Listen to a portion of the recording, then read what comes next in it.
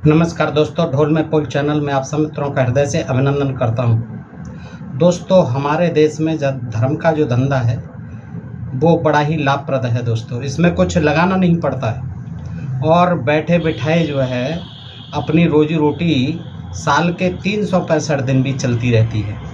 दोस्तों, हमारे देश में चंद लोगों ने अपने निहित स्वार्थों के लिए इस देश की बहुसंख्यक जनता को अंधविश्वास और पाखंडों में फंसाकर ऐसा मूर्ख बनाया हुआ है कि वो जो है इससे निकलने नहीं देना चाहते, जनता को अशिक्षित बनाए रखना चाहते हैं और अपने बनाए हुए तमाम मनगढ़ंत किस्से कहानियों द्वारा उनको जो है फंसाकर उनमें अंधविश्वास पाखंड उनमें पैदा करके और उनसे निकलने नहीं देना चाहते हैं और अपना जो है व्यापार चलाते रहते हैं। ये धर्म का व्यापार जो है बड़ा ही लाभप्रद है दोस्तों। इसीलिए जो है आज हम देखते हैं कि हमारे समाज में तमाम ऐसे कर्मकांड हैं जिनमें कि आए दिन जनता जो है साल के 365 दिन भी उलझी रहती है। दोस्तों, कोई न कोई व्रत, कोई न कोई त्यौहार आए दिन होता रहता है। दोस्तों, हमारे देश में ये परंपरा जो है धर्म के नाम पर, कर्म कांड के नाम पर ऐसी है कि लोगों को जो है कुछ न कुछ करते रहना है और एक वर्ग का जो है हर दिन लाभ होते रहना है, बिजनेस चलते रहना है। दोस्तों, इसे कहते हैं धर्म का धंधा। दोस्तों, ये बात मैं यूं ही नहीं कह रहा, हम अपने इर्द गिर्द देखते हैं कि वैसे तो तमाम संस्कार आदि होते हैं, तमाम जो है जीने से लेके मरने तक जो है ब्राह्मणों ने अपने संस्कार बना रखे हैं, कर्म कांड बना रखे हैं जिनमें कि जनता फंसी रहती है और लुटती पिटती रहती है और ये ब्राह्मण जो है अपनी आजीविका चलाते रहते हैं। दोस्तों, ये कटु सत्य है, मैं नहीं कह रहा, ये आप सब जानते हैं। तो दोस्तों देखिए, 7 बार न्यौ त्यौहार और उसके अलावा जो है तमाम व्रत और उनकी कहानियाँ, उपवास, दान दक्षिणा जो है आज के कार्यक्रम, ये धर्म के नाम पर कर्मकांड जो है इतने प्रचलित है समाज में कि लोगों का जो है अंधविश्वास और पाखंडों से निकलना बिल्कुल दुर्लभ है। ऐसी गहरी जड़ें जमा दी गई हैं और विज्ञान का ज़माना होने के बावजूद दुनिया के देश कहाँ पहुँच रहे हैं। छोटे छोटे देश जो है वैज्ञानिक आविष्कार कर रहे हैं और हमारा देश जो है पुरातन पंथी इन विचारधाराओं में, इन गपोड़ कथाओं में, तमाम धर्म के कर्म कांडों में फंसा हुआ है और अज्ञानी बना हुआ समाज है। दोस्तों, कितना पिछड़ा हुआ देश है, गरीब देश है, ये बेरोजगार देश है। इसमें जो है तमाम लोग भूखे सोते हैं रोज़ाना, लेकिन जो मज़दूर हैं, जो बेरोज़गार हैं, जो शिक्षित हैं और जो क्या नाम है किसान हैं, बेतहासा परिश्रम करते हैं, तब जा कर के उनको 2 जून की रोटी मिल पाती है। और वहीं पर कुछ लोग जो है बैठे बिठाए जो है माल मार रहे हैं, देश की जनता को जो है धर्म के नाम पर अंधा बनाए हुए हैं, अंधविश्वास और पाखंडों में फंसाकर उनको जो है मूर्ख समझ रखा है, मूर्ख बना रखा है। दोस्तों देखिए, ऐसी ही एक मैं आज प्रसंग रखता हूँ आपके सामने, बड़ा ही रोचक है, बड़ा ही दिलचस्प है और ख़ास तौर से जो हमारी माता बहनें हैं वो आए दिन किसी न किसी व्रत में उलझी रहती हैं। दोस्तों, उनको चाहिए कि इन व्रतों से बजाय अपने घर के अपने बच्चों की तरफ, उनकी शिक्षा की तरफ ध्यान दें और अपने घर परिवार की खुशहाली के लिए ऐसे काम करें जिनसे कि उनकी कुछ तरक्की हो। इन कथा कहानियों से कोई तरक्की नहीं हो सकती, क्योंकि इन कथा कहानियों में कोई सार नहीं है। ये मनगढ़ंत जो है बिना सिर पैर की कहानियाँ बना दी गई हैं हर व्रत के लिए, हर तीज त्यौहार के लिए। दोस्तों, तो आज मैं इसी क्रम में और माता बहनों से अनुरोध करूंगा कि वो जो है ज़्यादा से ज़्यादा देखें इन वीडियो को और सच्चाई समझने की कोशिश करें। आप जो ये व्रत रखती हैं, देखिए हमारे यहाँ 7 वार जो होते हैं उनका व्रत रखा जाता है, सोमवार से लेकर रविवार तक। तो सोमवार व्रत की कथा देखिए किस तरह से है। दोस्तों, मैं आपके सामने रखता हूं और आपको इससे मालूम पड़ जाएगा, कुछ हंसी भी आएगी कि कितना जो है उल जलूल बातें लिख रखी हैं, बेसिर पैर की बातें हैं, मनगढ़ंत बातें हैं, काल्पनिक बातें हैं, मिथ्या बातें हैं और उनमें हमारी माँ बहन बेटियां जो है फंसी रहती हैं। दोस्तों देखिए, सोमवार का व्रत जो है ज़्यादातर महिलाएं करती हैं। तो आज मैं जो है सोमवार, मंगल और बुध 3 व्रतों की कथाएं आपको जल्दी सुनाता हूं। दोस्तों सुन लीजिए, आपको ज़रूर आनंद आएगा और इससे ज्ञान भी मिलेगा कि किस तरह जो है हमारी माँ बहनों को भरमाया जाता है और वो बेचारी जो है इन पाखंडों में फंसी रहती हैं। देखिए, अश्वपति प्रदेश में यहाँ से शुरू करता हूँ सोमवार व्रत कथा। अश्वपति प्रदेश में अब इनसे पूछा जाए, जिन्होंने ये कथा कहानियाँ मनगढ़ंत लिखती हैं, अब इनका कोई सिर पैर तो है नहीं, कोई बताने वाला तो है नहीं किसने लिखी है क्या है, कोई रजिस्टर्ड मामला तो है नहीं। ये जो है देखिए, ये पुस्तक है व्रत और त्यौहार, हिंदुओं के वर्ष भर के प्रमुख व्रत और त्यौहार। इसमें जो है अब देखिए, न तो लेखक का पता है, बस प्रकाशक है कोई। अब ऐसी तो तमाम बिकती रहती है, सड़क पर बिकती रहती है, फुटपाथों पर तमाम जो है चाहे यहाँ मिल जाएगी। तो दोस्तों इसी से मैं रखता हूँ कि अश्वपति प्रदेश में, अब इससे पूछा जाए अश्वपति प्रदेश कहाँ था। अश्वपति माने घोड़े का स्वामी, घोड़ों का स्वामी। ऐसा अश्वपति नाम का प्रदेश कहीं वर्ल्ड में नहीं ढूंढने से मिलेगा, भारत की तो छोड़ो।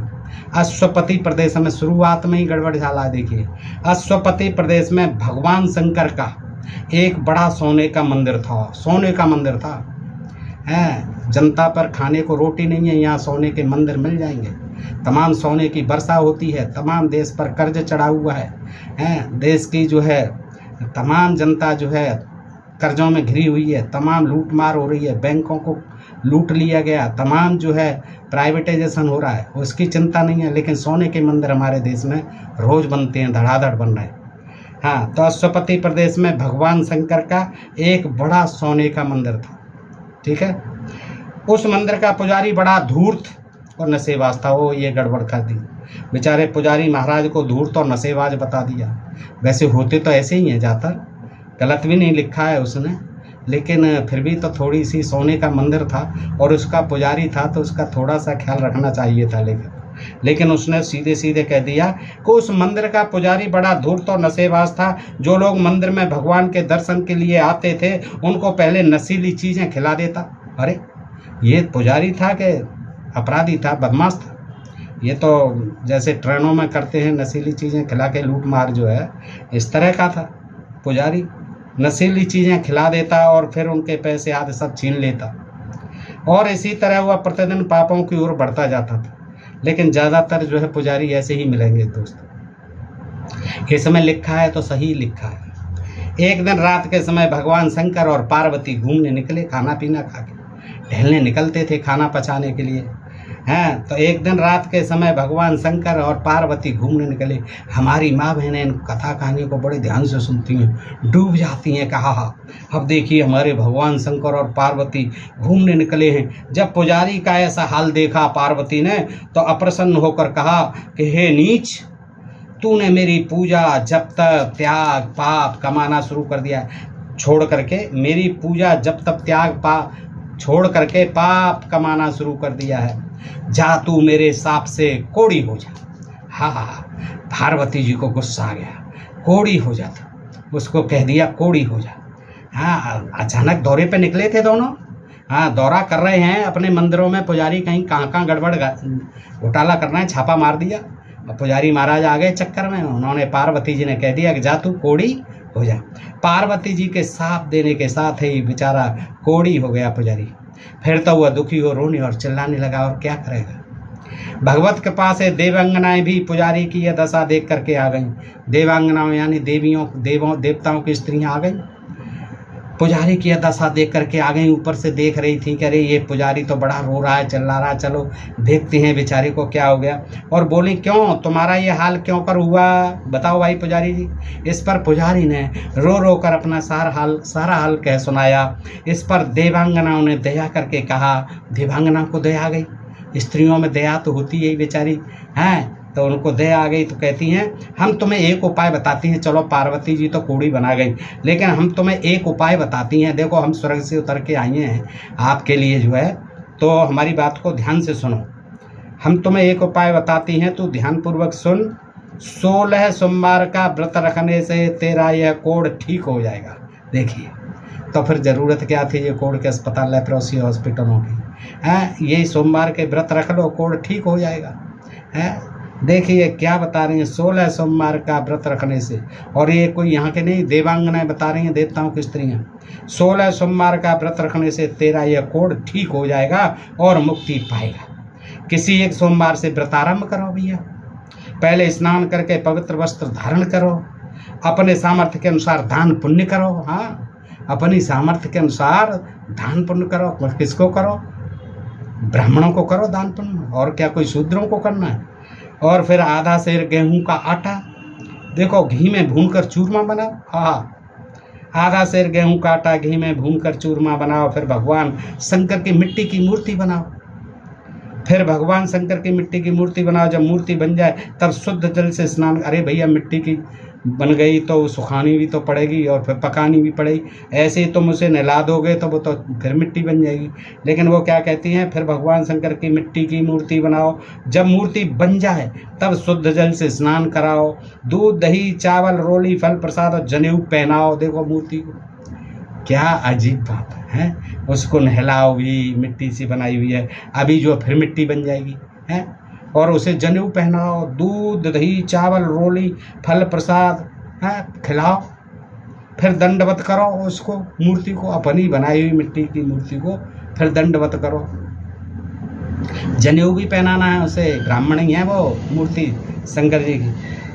परिक्रमा करो फिर। जब इतना काम कर लेवे तो पीछे एक भाग चूरमा भगवान शंकर के चरणों में अर्पित करे। अरे चरणों में थोड़ी अर्पित करना है भाई, खिलाना है उनको, पूरा खिलाना है। चूरमा जो है, एक लड्डू कम से कम, एक भाग चूरमा भगवान शंकर के चरणों में अर्पित करो। चरणों में तो अन्न देवता का अपमान हो गया। और कहो कि हे प्रभु, आप अब की बार मेरा उद्धार कीजिए। अब मैं कान पकड़कर सौगंध खाकर प्रतिज्ञा करता हूँ कि आइंदा कभी पाप नहीं करूँगा। कान पकड़ता हूँ, आइंदा कभी पाप नहीं करूँगा। फिर ओम नमः शिवाय मंत्र की एक माला जाप करें, शिव जी की प्रतिमा जल में विसर्जन करें। देखो बनाई सब कुछ, और फिर ले जाके जल में विसर्जन करनी है वो है। और प्रतिमा विसर्जन के बाद स्नान करना है। और बाकी बचे हुए चूरमा को 2 भागों में, एक भाग सांड को खिलावें, गाय को नहीं, सांड को खिलावें।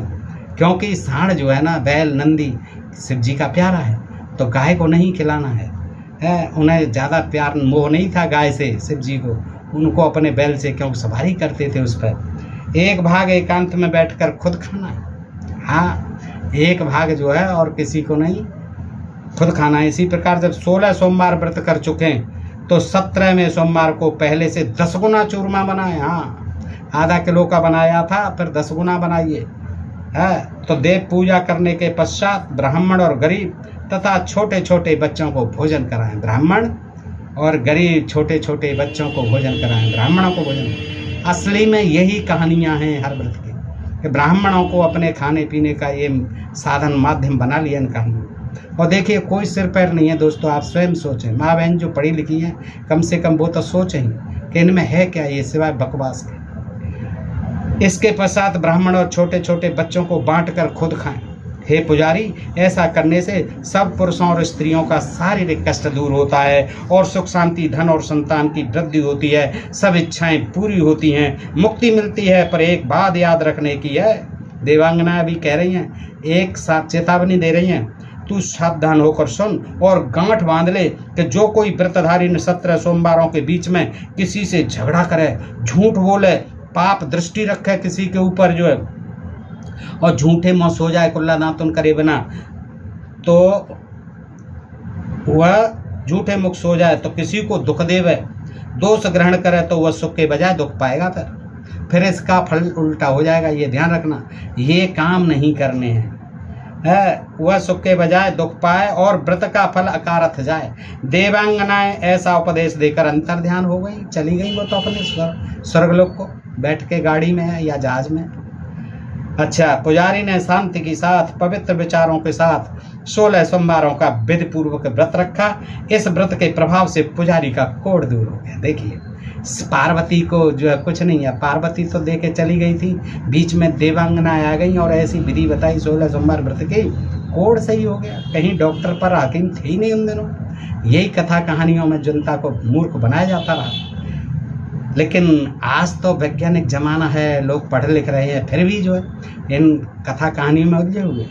देखिए, इस व्रत के प्रभाव से पुजारी का कोढ़ दूर हो गया, सोने के समान शरीर सुंदर हो गया और हर तरह का सुख प्राप्त हो गया। एक दिन एक अत्यंत निर्धन हुआ दुखी ब्राह्मण पुजारी के पास आकर कहने लगा, महाराज मैं बेहद दुखी हूँ, आपकी सेवा में आया हूँ, आप मेरी सहायता कीजिए।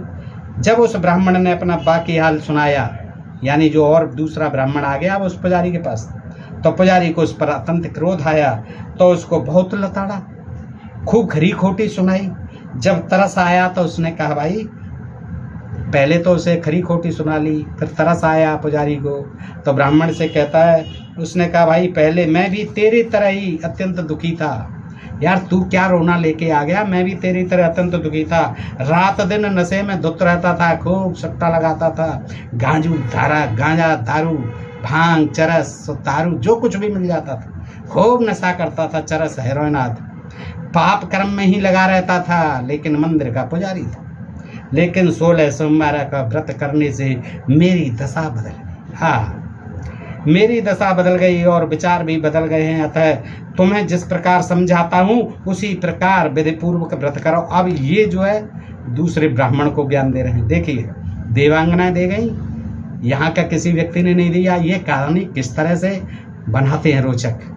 देखिए, भगवान तुम्हारा सब दुख दूर कर देंगे। ब्राह्मण पुजारी का आदेश पाकर अपने घर लौट गया और वहां जाकर विधिपूर्वक सोमवार के 16 व्रत पूरे किए। इसके पश्चात एक दिन वह किसी काम से नगर को गया तो वहां रूपवती और साक्षात लक्ष्मी स्वरूप राजकुमारी का स्वयंवर रचा हुआ था।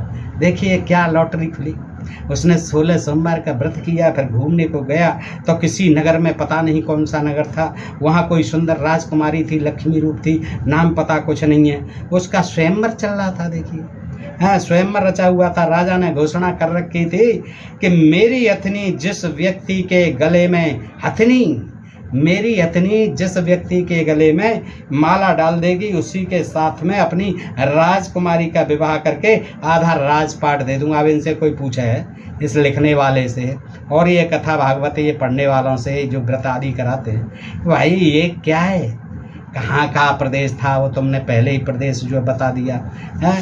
कौन सा प्रदेश है ये, अश्वपति प्रदेश कहाँ पर है ये, इसका तो कुछ नाम पता ही नहीं है। कौन सा राजा था, कौन सी राजकुमारी, ऐसे ही धूर में लठ दिया है दोस्तों। देखिएगा, है स्वयं रचा हुआ था और राजा ने घोषणा कर रखी थी कि मेरी हथनी जिस व्यक्ति के गले में माला डाल देगी उसी के साथ में राजकुमारी का विवाह करके आधा राजपाट दे दूंगा। अब हथनी को क्या जानती है, राजकुमारी को ही कह देता भाई कि राजकुमारी जिसके गले में डाल, हथनी को। देखिए क्या विचित्र बातें आप दोस्तों जरा भी भेजा रखते हो तो सोचो, माँ बहन सोचे कि ये किस तरह से व्यर्थ की बातों में आपको फंसाया गया।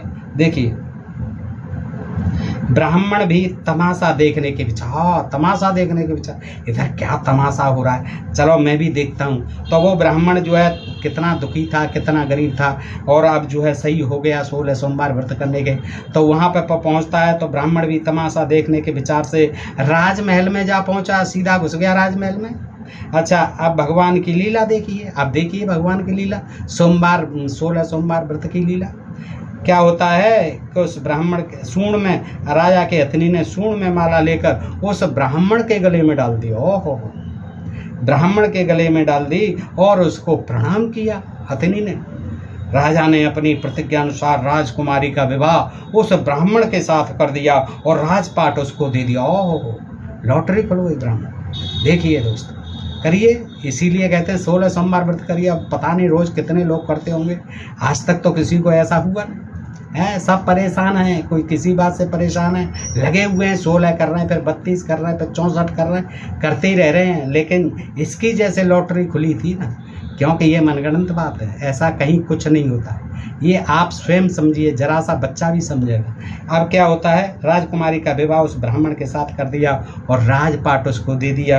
ब्राह्मण फिर सुखपूर्वक अपना जीवन व्यतीत करने लगा और भगवत पूजन में लीन रहे। अरे अब भगवत पूजन कहाँ है भाई, अब तो तू राजपाट कर, शासन संभाल है रहने लगा। एक दिन राजकुमारी ने अपने पति से यानी उसी ब्राह्मण से पूछा, प्राणनाथ आप कौन सा ऐसा पुण्य किया आपने, हाँ, जिससे आपको राजपाट का इतना सुख प्राप्त हुआ है। देखने में तो आप ऐसे ही लगते हैं कुछ गरीब से, भिखारी से आप, लेकिन यहाँ ऐसा कौन सा आपने तप किया, यहाँ तक पहुँच गए आप, मैं आपकी राजकुमारी बन गई और आप इस सिंहासन पर बैठ के राज शासन चला रहे हैं, पिताजी ने आपको राजपाट सौंप दिया।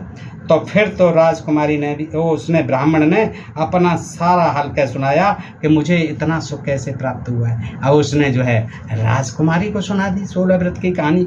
फिर तो राजकुमारी ने भी, अरे भाई तू क्यों देखो इससे कहते हैं स्त्रियां कितनी जल्दी, अब रानी थी, राजकुमारी थी, उस पर क्या कमी थी। अब ये तो बेचारे दुखी थे पुजारी और ब्राह्मण, लेकिन उसको क्या, तो इससे कहते हैं स्त्री जो है कितनी जल्दी बातों में आ जाती हैं, बहकावे में आ जाती हैं दोस्तों, आदमी से जल्दी जो है भावुक हो जाती हैं। और इनमें जो भावुकता है यही कारण है कि इन कर्म कांडों में और इन ठगिया बाबा बाइयों की इनकी कथा कहानियों में और तमाम जो है बातों में आ जाती हैं, और फिर उनका वो जो है मनमाने तौर तरीकों से शोषण करते हैं दोस्तों।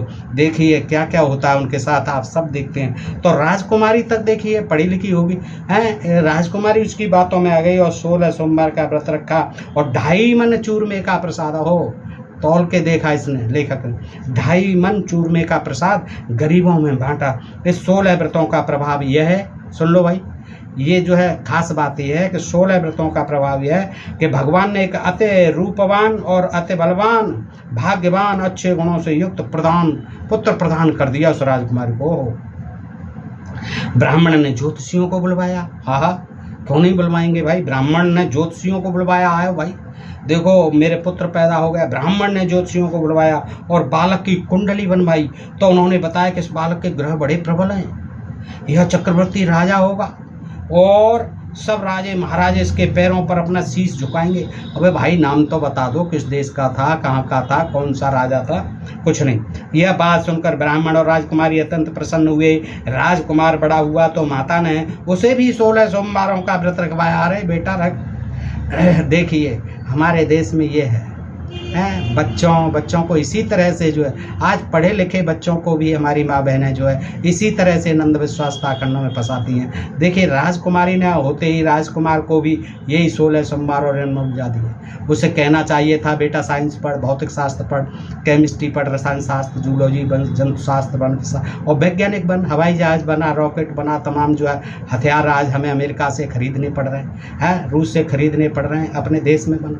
ये राजकुमारी ने नहीं कहा 16 सोमवार, यानी बगैर करे धरे के लॉटरी खुल जाए।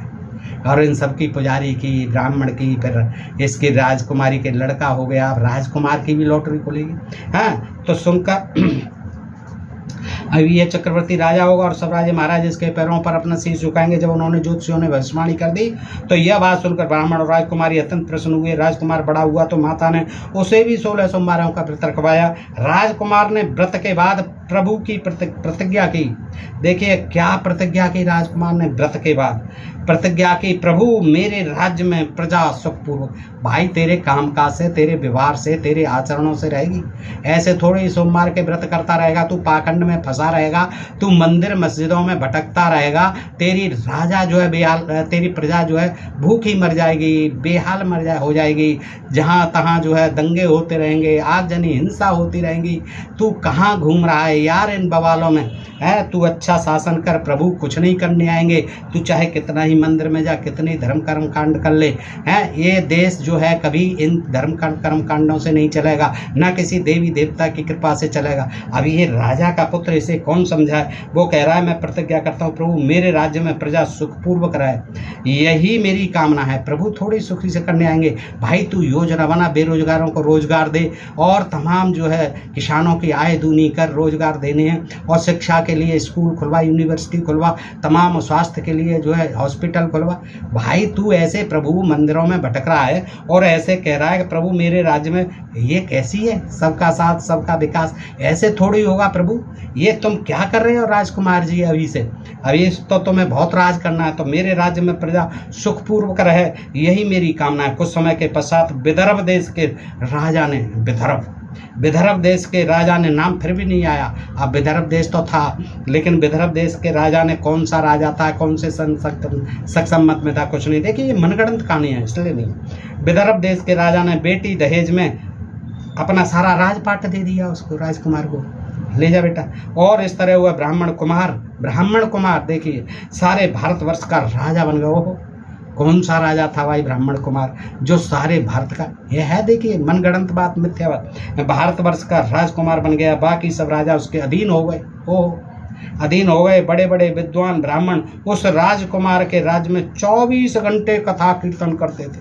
वाह! और हमारे देश के आज जो है तमाम ये हमारे सत्ताधीश हैं, इन्हीं कथा कहानियों से प्रेरणा ले रहे हैं कि उस राजा ने किया था चक्रवर्ती होने के लिए, तो देखो दिन रात 24 घंटे कथा कीर्तन करो, मंदिर बनवाओ, मंदिरों में घंटा झालर शंख बजवाओ, थाली बजवाओ, भक्तों से सारे कष्ट दूर हो जाएंगे, सारी बीमारियां भग जाएंगी, सारे बीमारियों के इन्फेक्शन हट जाएंगे, बैक्टीरिया मर जाएंगे। यही करने लगा वो बड़े बड़े विद्वान ब्राह्मण उस राजकुमार के राज्य में 24 घंटे बड़े बड़े ब्राह्मणों की तो उड़ के लगती है और जनता भूखी मरती रहे 85-90% जो है, लेकिन इनकी तो मौज ही मौज है सब जगह। हाँ, उनको बिठा दिया राजकुमार ने, बैठिए और आप 24 घंटे हरे राम राधा राधा राधा राधा राधा राधा राधा राधा करो, है करो। ब्राह्मण कीर्तन करते थे 24 घंटे, अमीर गरीब सब प्रकार से सुखी थे। भाई कहाँ सुखी थे, हैं गरीब तो आज भी दुखी हैं, पहले भी दुखी थे। उस समय भजन कीर्तन करने वाले ही तो सुखी रहे होंगे, उनको चकाचक माल मिलता होगा राजा की तरफ से खाने को, लेकिन गरीब जनता को क्या मिलता था? आज भी झुंझुना मिलता है उसे, तब भी झुंझुना मिलता था, हैं किसी को किसी प्रकार का कष्ट न था। ये तो तू कह रहा है, लेखक कह रहा है, ये कथा बनावटी कह के कष्ट न था। आज देख कितना कष्ट है जो मजे मार रहे हैं, जो मंदिरों में बैठे हुए हैं, जो जब तक तीर्थ करा रहे हैं, राधे राधे रामा रामा हरे रामा रामा रटे, रटे जा प्यारे प्यारे राधा राधा, जो कुछ भी है ये सब करा रहे हैं, तो उनके तो मजे आ रहे हैं। लेकिन आज देखिए ना, आज भी कौन देखता है कि कितनी गरीब जनता जो है भूखी पेट सोती है।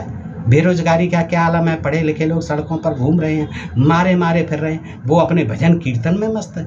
देखिए तो क्या हुआ, बहुत काल पीछे राजकुमार के माता पिता वृद्धावस्था को प्राप्त हुए। हाँ, वही ब्राह्मण और वो रानी, राजकुमार के माता पिता वृद्धावस्था को प्राप्त हुए, राजकुमार को राज्य सौंप कर खुद भगवत भजन के लिए वन को चले गए। ये तो सब चले जाते, फिर बाद में करना ही क्या, सारी मौज मस्ती मान ली है। जब बुढ़ापे में मरने को हुए तो चले जाओ जंगल में, भजन करो, है भगवत भजन को चले गए जंगल में। अच्छा, तब राजकुमार उनके जाने के बाद बहुत दुखी हुआ और दिन रात शिव जी की पूजा में रहने लगा। लो, वो भी राजपाट सब छोड़ करके शिव जी की पूजा में लगा रहने लगा। शिव जी की पूजा से ही कल्याण होगा। आज भी जो है दोस्तों, हमारे देश के संविधान को संसद में जो है शिव जी के भक्तों को ही बुलाया गया, साउथ से तमिल से, उनसे जो है तभी जनता जो है सुखी होगी, देश में जो है राजतंत्र आएगा।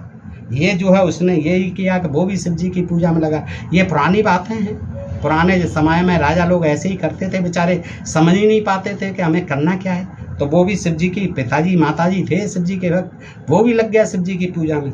अरे आज तो लोकतंत्र है, आज ये शिव जी और राम जी और ये कृष्ण जी, इनका जप करने से तप करने से नहीं, विज्ञान की पढ़ाई करने से कल्याण होगा। इनके करने से कुछ नहीं होना है। आप दिन रात तपस्या करते रहिए, राम राम कृष्ण, उनको फ़ायदा मिलेगा जिनका ये बिजनेस बना रखा है, जिन्होंने ये धंधा बना रखा है। हम लोग जो 85-90% हैं, जो शूद्र लोग हैं, जो गरीब किसान मजदूर लोग हैं, उनको तो मेहनत कशों को मेहनत से ही रोटी मिलती है, उनको दिन रात खून पसीना बहाना पड़ता है। इस महंगाई के ज़माने में देखिए उनको राम राम और भजन कीर्तन कुछ नहीं सुहाता है। भूखे पेटन हो, भूखे भजन होए गोपाला, और ये रखी अपनी आपकी कंठी माला। सब जो है जब तक भूखी प्यासी जनता है, इनको कोई राम नाम और भजन, राधा नाम, कृष्ण नाम कुछ नहीं सुहाता है। आप जा कर के देखिए कितनी बेहाल जनता है, रहने के लिए मकान नहीं है, फुटपाथों पर लोग पड़े हुए, कौन देखेगा? इस धर्म के नाम पर जो है इतना अधर्म इस देश में हो रहा है। गरीब जनता को और जो है बहुसंख्यक जनता को बेवकूफ़ बनाया जा रहा है, और मजे मारने वाले चंद लोग जो है हर तरह से जनता का शोषण कर रहे हैं आज भी धर्म के नाम पर। तो वो कहता है कि जिन दिन रात शिव जी की पूजा में रहने लगा, तब उसने रानी से भी कहा, अपनी रानी से, कि तू मेरे साथ शंकर भगवान का पूजन कर। अब सोचिए, राजा रानी ही जब भगवान शंकर का भजन करने लगे, देश की जनता क्या करेगी? उस पर कैसे जो है उसका कैसे भला होगा, उसका कैसे कल्याण होगा? इस पर रानी ने बेहद नाराज होकर राजकुमार से कहा कि आपको किस बात की कमी है? हाँ, सही कहा उसने। अबे यार, तू क्या पागल हो गया है? तुझे क्या कमी है जो तू भगवान शंकर से चाहता है? अबे अच्छा भला तुझे राज मिल गया, अच्छी जनता मिल गई है, बेचारी को सुखी रख, उसके सुख साधन के लिए सड़क बनवा, तमाम गौशाला और धर्मशालाएँ बनवा, और उनका जो है अस्पताल बनवा, उनके लिए स्कूल बनवा। है रानी ने कहा कि तुझ पर क्या कमी है जो फिजूल बातों में अपना समय नष्ट कर रहे हो? हैं, ठीक कहा उसने, समझदार थी वो। आप दूर देशों को विजय करो। ओहो, ठीक करें, जाइए देखिए, दूर देशों को विजय करो, देश का गौरव बढ़ाओ, जंगल जाकर शिकार खेलो, यह पूजा पाठ भक्ति तो साधु संतों का काम है, मुझे ये बिल्कुल पसंद नहीं आया। ये क्या करते हो, ये साधु संतों का काम है, इस सब को बंद कर दो। राजकुमार ने अपनी पत्नी की बात सुनी, अनसुनी कर दी, इस कान से सुनी, इनसे निकाल दी और चुपचाप भगवान शंकर के पूजन के लिए चला गया। रात को स्वप्न में भगवान ने उसको दुख देखकर कहा, बेटा तुम अपनी पत्नी को तुरंत घर से निकाल दो। अब भगवान शंकर जी के नाराज हो गए, अरे ये क्या कहती है भाई, मेरा खिलाफत कर रही है। वो आ गए उसके सपने में भगवान शंकर और राजा से कहते हैं कि रात को स्वप्न में भगवान ने उनको दुखी देखकर कहा, बेटा तुम अपनी पत्नी को तुरंत घर से निकाल दो, इस राजकुमारी रानी को, ये तो बहुत गड़बड़ कर रही है, नहीं तो दुख पाओगे। प्रातःकाल राजा ने अपने मंत्रिमंडल को बुलाकर उनको सारा वृतांत कह सुनाया। अपने बुला ली मंत्रिपरिषद, उनको बताया कि भाई देखिए ये जो है ये गड़बड़ है, हमारी रानी ने ये गड़बड़ की है, कहती है शंकर जी का व्रत नहीं करना, ये तो साधु संतों का काम है, छोड़ो, जनता का शासन देखो, आप जनता का कल्याण करो। तो बता दी सारी बात मंत्रिमंडल। सारी बात सुनकर मंत्री कहने लगे, महाराज रानी को शीघ्र वनवास दे दीजिए। मंत्री भी अच्छे थे बेचारे, हाँ क्या सलाहकार थे। प्रधानमंत्री को जो यानी राजा को बता दी कि इसको तो निकलवाओ महाराज, गड़बड़ है। शंकर जी सपने में बताई गए, शीघ्र इसको वनवास दे दीजिए। सर्वसम्मति से राजकुमार ने रानी को वन में भिजवा दिया, सीता जी की तरह। तब रानी जंगल में मारी फिरने लगी, जंगल में मारी फिरने लगी और दरिद्रता भी उसे तरह तरह के कष्ट पहुंचाने लगी। गर्मी, सर्दी और बरसात से भी उसको अपार दुख भोगना पड़ा। कई साल तक वो इस प्रकार दुख भोगती रही। एक दिन एक धोबिन को उस पर दया आ गई। देखो जंगल में धोबिन क्या करने गई थी, धोबिन को दया आ गई। देखिए हुआ उसको धोबिन जो अपने घर ले आई। धोबिन ने दोनों को मार के घर से, ये क्या बात हुई, कौन थे पता नहीं, अब ये तो स्पष्ट नहीं किया है कि वो तो घर ले आई, दया आ गई तो ले आई। लेकिन धोबिन ने दोनों को मार के घर से निकाल दिया। ये पता नहीं किस को मार के निकाल दिया। उस पर बड़ा तरस आया। एक साधु ने जब रानी का ये हाल देखा तो उसको उस पर बड़ा तरस आया, रानी को ही निकाल दिया उसने मार के, कोई बात हुई होगी। तो उसने फिर साधु ने देखा उस रानी को तो बड़ा तरस आया। उसने भगवान शंकर से प्रार्थना की, हे भोलेनाथ शंकर देव, संसार का कल्याण करने वाले महाराज। अरे भाई शिव जी तो कह गए हैं, उनसे क्यों कह रहे हो तुम ब्राह्मण देव साधु महाराज, ये वही तो कह गए हैं कि इसको जो है भेजवाओ, इसने मेरी खिलाफत की है। भगवान शंकर देव संसार का कल्याण करने वाले महाराज, इसके अपराध क्षमा कीजिए। अब यह स्त्री अपने किए पर पछता रही है। इसके बाद उस साधु ने रानी को 16 व्रत रखवाए। वो आ गए। अब देखिए साधु जी आ गए, 16 व्रत रखवाए। तो भगवान शंकर ने, राजा भगवान शंकर भी देखिए क्या थे, ये जो है वो लेते थे, जो आजकल होता है क्या, घूस लेते थे, रिश्वत लेते थे। जो उन पर चढ़ावा चढ़ाता था, उनकी मनौती मांगता था, उनसे पूजा पाठ करके तो उसको देते थे वो। तो देखिए खुश हो गए, ठीक है बेटा तूने 16 व्रत रख लिए मेरे। भगवान शंकर ने राजा को स्वप्न में दर्शन देकर उसको जंगल फिर आ गए सपने में। अब उनसे ये कहा, पहले तो कह दिया वनवास कर दीजिए, अब कहते हैं जंगल में से रानी को चुपचाप बुलवा लो भैया, दिवाने के लिए भेजो। इसके बाद राजा रानी दोनों जब तक जिंदा रहे सदा 16 सोमवार का व्रत करते रहे। जो कोई प्राणी प्रेम सहित श्री शंकर, जो कोई प्राणी, आप ध्यान से सुनना लास्ट में, जो कोई प्राणी प्रेम सहित श्री शंकर पूजन करके 16 सोमवारों का व्रत करेगा, वह इस लोक में सुख पाकर अंत में स्वर्ग लोक का अधिकारी बनेगा, ऑफिसर बन जाएगा स्वर्ग लोक का। ध्यान रखिए, इस लोक में सुख पाएगा ही पाएगा। अब बताइए, ये साधारण बुद्धि की हमारी कम पढ़ी लिखी या खूब पढ़ी लिखी माता बहनाएं इतनी बातों को सुनेंगी तो कब तक न चक्कर में फंसेंगी। वो कल से ही शुरू कर देंगी, मेरी ये सुन के ही बहुत सी तो कर देंगी सर।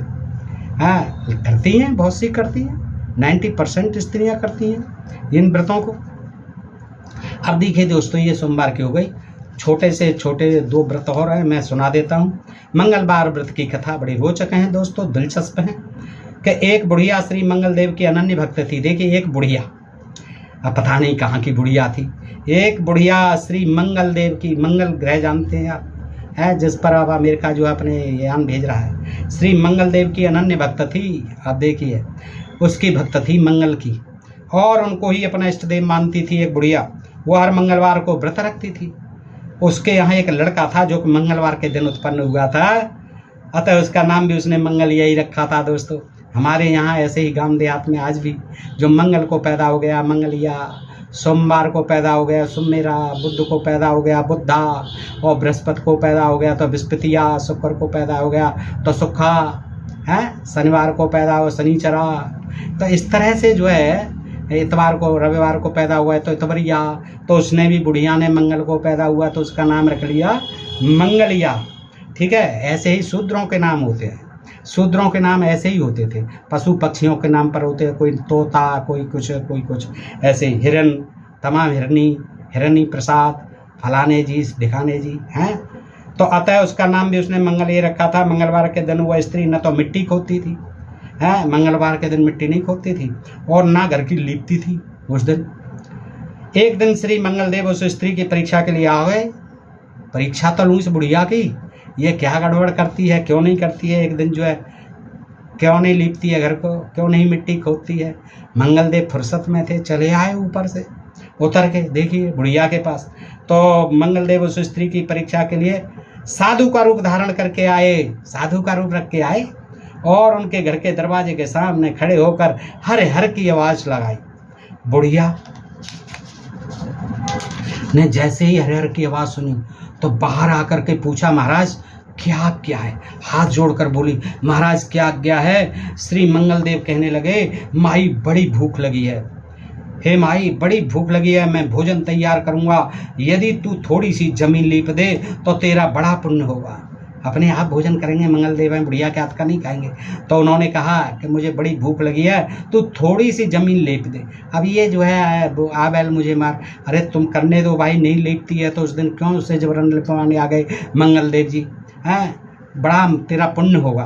श्री मंगलदेव की बात सुनकर बुढ़िया ने कहा, महाराज जी आज मैंने मंगल का व्रत रखा हुआ, सुन लो कान खोल के, अतः मैं चौका हरगिज नहीं लगाऊंगी, आज तो मैं बिल्कुल नहीं लगाऊंगी, और आज जो है मैं मिट्टी भी नहीं खोदूंगी। हाँ, आपकी आज्ञा हो तो जल छिड़क सकती हूँ, पृथ्वी पर जल छिड़क सकती हूँ उस जगह पर, उस पर आप रसोई तैयार कर लीजिए। साधु वेशधारी श्री मंगलदेव ने उत्तर दिया, माई मैं तो गोबर से लेके लिपे चौके पर ही रसोई करूंगा। वृद्धा बोली, महाराज जमीन लीपने के अतिरिक्त मैं आपकी हर सेवा करने के लिए तैयार हूँ। महाराज चाहे कुछ भी करा लो, लेकिन तुम मुझसे जमीन को जो है मत लिपवाओ, बस मैं आपकी ये जो है जमीन नहीं लीप सकती। ठीक है, तो उसने भी कह दिया कि नहीं, मैं तो गोबर से लिपे चौके पर ही रसोई करूंगा। वृद्धा बोली, महाराज जमीन लीपने के अतिरिक्त मैं आपके हर सेवा करने के लिए तैयार हूँ। माई जो कुछ तू कह रही है उसे सोचा भी है या नहीं, देख जो कुछ मैं कहूँ तुझे करना पड़ेगा। वृद्धा ने कहा, महाराज मैं पहले ही निवेदन कर चुकी हूँ, पहले ही कह चुकी हूँ कि मैं आज मंगलवार की व्रती हूँ और मैं नहीं लीपूंगी, इसलिए चौका नहीं लगा सकती। श्री मंगलदेव बोले, तो माई ऐसा करो, अपने लड़के को यहाँ बुलाओ। आहा, देखिए अपने लड़के को बुलाओ, तुम उसको औंधा लेटाओ, हाँ उसको उल्टा लेटाओ, मैं उसकी पीठ पर भोजन तैयार करूँगा। देखो क्या बेतुकी बात है, मंगल भगवान वहाँ से उतर के आए करोड़ों किलोमीटर दूर से, हैं, और कहते हैं कि तू अपने बेटे की पीठ पर लेटा, बेटे को उल्टा करके, तू नहीं लिप रही है, मैं उसकी पीठ पर खाना बनाऊंगा, है, तैयार करूँ। श्री मंगलदेव की बात सुनकर वृद्धा चुप हो गई। उसको चुप देखकर श्री मंगलदेव बोले, माई तुम चुप क्यों हो, माई तुम चुप क्यों हो, अपने वचन का ध्यान कर और बुला अपने लड़के को बुला जल्दी, चुप मत हो। इस पर वृद्धा ने अपने लड़के को बुलाया। जब वह आया तो उसने कहा, बेटे देखो यह बाबा जी तुमसे क्या कहते हैं। हाँ सुनो बेटा, ये बाबा क्या कह रहे हैं आपसे। इस पर लड़के ने मंगलदेव जी के पास जाकर कहा, क्या आज्ञा है महाराज, बोलो। इस पर मंगलदेव जी ने वृद्धा से कहा, माई तू इसको औंधा लिटा दे। अरे वो खुद ही लौट जाता औंधा, माई क्या लिटाएगी है। तो जो है कहते हैं वृद्धा से कहा, माई तू इसे उल्टा लिटा दे। वृद्धा ने मंगलदेव जी का ध्यान करके लड़के को औंधा लिटा दिया। मंगलदेव जी ने उसकी पीठ पर लकड़ियां रखकर आग जलाई। क्या बेतुकी काम है, देखा ये कोई आदमियों का काम है, कितना मूर्खतापूर्ण काम कर रहे हैं मंगलदेव, है। लकड़ियां बेचारे लड़के के ऊपर लकड़ियां जला दी, उल्टा लिटा के पीठ पर आग जलाई और भोजन तैयार करने लगे। वृद्धा ने कहा, महाराज आप भोजन तैयार कीजिए। महाराज चिंता मत करो, कोई बात नहीं है, आप इसकी पीठ पर भोजन तैयार कीजिए, तब तक मैं घर का दूसरा काम देखती हूँ। इतना कहकर वृद्धा वहाँ से चली गई। ठीक है, वो तो चली गई। जब भोजन तैयार हो चुका तब मंगलदेव ने उस वृद्धा को अपने पास बुलाया और कहा, माई तेरा लड़का कहाँ है, उसे बुला ताकि भोग ले जाए अपना। हाँ, मंगलदेव जी की इस बात पर वृद्धा ने चकित होकर कहा, बाबा यह कैसे आश्चर्य की बात है आपकी, है अभी अभी तो आपने उसकी पीठ पर भोजन तैयार किया और अब आप उसे प्रसाद देने के लिए बुला रहे हैं, यह कैसे संभव हो सकता है जबकि वह मर चुका है। अरे बिल्कुल सही बात कही है, आपने उस पर तमाम ईंधन लकड़ियाँ जला करके जिंदा मार दिया, जला दिया, और आप कह रहे हैं कि उसे प्रसाद दूंगा, बुला है। तो माँ भी कहने लगी कि अभी तो आपने जीवित समझ रहे हैं उसे, जला दिया आपने, अब आप कृपा करके मुझे उसकी याद न दिलाइए, है नहीं तो मैं बहुत रोऊंगी और बहुत परेशान हो जाऊंगी, और भोजन खाकर अपनी राह लीजिए, जहाँ से आए हो भोजन खाओ, चुपचाप चले जाओ। लेकिन मंगलदेव जी बोले, तू जरा उसको बुलाता सही। मंगलदेव के अत्यंत बहुत कहने पर, बार बार कहने पर, ज्यों ही उसने कहा कि मंगलिया आ, मंगलिया आ कहकर पुकारा तो मंगलिया एक ओर से दौड़ता हुआ आ गया मंगलिया। मंगलदेव जी ने उसको प्रसाद दिया। इसके पश्चात मंगलदेव जी ने उस वृद्धा और उसके पुत्र को अपना वास्तविक रूप दिखाया। अब अपना मंगलदेव ने वास्तविक रूप दिखाया है, अपना वास्तविक रूप दर्शन पाकर भी गदगद हो गए दोनों माँ बेटे। मंगलदेव जी बोले, माई तेरी मुझ में अटल श्रद्धा है, अतः तुमको कभी कोई कष्ट नहीं पहुँचेगा। वाह भाई वाह, तुम्हें कोई कष्ट नहीं पहुँचेगा। ये इस तरह से जो है दोस्तों मंगल की कथा हो गई, मंगलिया की और बुढ़िया की और मंगलदेव की। आपने देखा, अब इसको हमारी बहन बेटियां माताएं कितने प्यार से सुनती हैं, कितना ओ देखियो ऐसा किया था, ऐसे हमें करना चाहिए। अबे भाई कैसे हो जाएगा, कौन मंगल, कहाँ का मंगल, वो क्या ग्रह वहाँ से आएंगे जो सोमवार और मंगल और ये बुध है, बेकार की बातें हैं। इन कहानियों में क्या सच्चाई, कोई सिर पैर नहीं, कहाँ की बुढ़िया कहाँ का क्या है। आज करके देख लो, कुछ नहीं होगा, कोई नहीं आएगा। बुधवार व्रत की कथा सुन लो दोस्तों, ये भी छोटी सी है दिलचस्प। एक बार एक मनुष्य अपनी ससुराल गया। ओह, एक बार पता नहीं कब एक मनुष्य पता नहीं कौन अपनी ससुराल गया और कुछ दिन वहाँ ठहरा। इसके पश्चात उसने जाने के लिए विदा मांगी कि हाँ माता जी मुझे चलने दो, अपनी सास जी से कहा। लेकिन उसके ससुराल वालों ने कहा कि आज बुधवार है बेटा, आज नहीं जाते हैं, आज के दिन लड़कियों को विदा नहीं किया जाता है, बुध के दिन। हाँ आज भी है ये प्रथा, जो है कहीं कहीं जो है गांव ग्रामीण अंचल में देखने को मिलती है। बुध के दिन जो कहते हैं बहन भाई का बिछो नहीं होना चाहिए, बहन जो है छोड़ के नहीं जाती हैं भाइयों को दोस्त। और इन्हीं कथा कहानियों के आधार पर ये सब चीज़ें अंधविश्वास पाखंड जो है समाज में व्याप्त है दोस्तों। इनका बड़ा असर पड़ता है जनता पर। अब बहुत जल्दी जो है हमारी यहाँ की जनता जो है इनको कैच करती है। कोई और अच्छी बातें बताओ, विज्ञान की बातें बताओ, किसी की समझ में नहीं आनी है। कोई इनसे अलग हटने की बात बताओ तो समझ में नहीं आनी है, उसको नास्तिक कहेंगे, उसकी बुराई करने लग जाएंगे, उसे गाली गलौज करने लग जाएंगे, उसे मारपीट करने लग जाएंगे। लेकिन इसमें बड़ा मज़ा आता है सुनाने में और सुनने में, क्योंकि इनका बड़ा पुण्य होता है। देखिए दोस्तों सुन लो, एक बार एक मनुष्य अपने ससुराल गया, कुछ दिन वहाँ ठहरा। इसके पश्चात उसने जाने के लिए विदा मांगी, लेकिन उसके ससुराल वालों ने कहा कि आज बुधवार है, आज के दिन लड़कियों को विदा नहीं किया जाता, अतः तुम कल जाना बेटा। लेकिन वो मनुष्य नहीं माना और उसने कहा कि मुझे आज ही विदा कर दीजिए। जिद कर गया।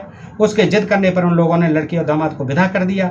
मार्ग में एक स्थान पर उस मनुष्य की स्त्री ने कहा, मुझको प्यास लगी है, तुम कहीं से पानी ले आओ, जाओ, मुझे बहुत प्यास लग रही है, चलते चलते जो है तो कहीं से पानी लाओ। वह मनुष्य लोटा लेकर रथ से उतरकर पानी लेने के लिए चला गया, और जब वह कुएं से पानी लेकर लौटा तो क्या देखता है कि उसकी स्त्री के पास उसकी शक्ल और सूरत का और उस जैसे कपड़े पहने एक दूसरा मनुष्य रथ पर बैठा। आहा, करिश्मा हो गया, चमत्कार हो गया। जैसे ही लोटा पानी लेकर के लौटता है तो क्या देखता है, उसकी पत्नी के पास रथ में उसी की हमशक्ल जो है एक आदमी बैठा हुआ है। देखकर उसकी आंखों में खून उतर आया और क्रोध में भरकर उस दूसरे मनुष्य से कहा, तुम कौन हो भाई, तुम ऐसे कैसे बैठ गए हैं मेरी पत्नी के पास, जो मेरी स्त्री के पास बैठे हो।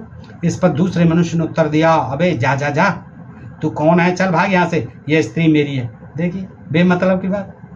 इस पर उसने पहले मनुष्य कहा, अरे भाई ये स्त्री मेरी है, मैं अभी अभी से लेकर अपने ससुराल से आ रहा हूँ। इस प्रकार झगड़ा बढ़ गया और बहुत से लोग एकत्र हो गए। जब लोगों ने स्त्री से पूछा तो वह भी जैसे कोई उत्तर नहीं दे सकी है, वो भी पागल थी, उत्तर नहीं दे सकी। वो दोनों में से किसी को नहीं बता सकी कि मेरा है, कोई भी उत्तर न दे सके, क्योंकि वो दोनों की एक जैसी शक्ल सूरत और एक जैसे वस्त्र देखकर अपने असली पति को पहचान नहीं पा रही थी। इतने में ही उस स्थान पर राजा के सिपाही आ पहुँचे। हो राजा के सिपाही भी बड़े मुस्तैद हैं, गश्त कर रहे होंगे, आ गए।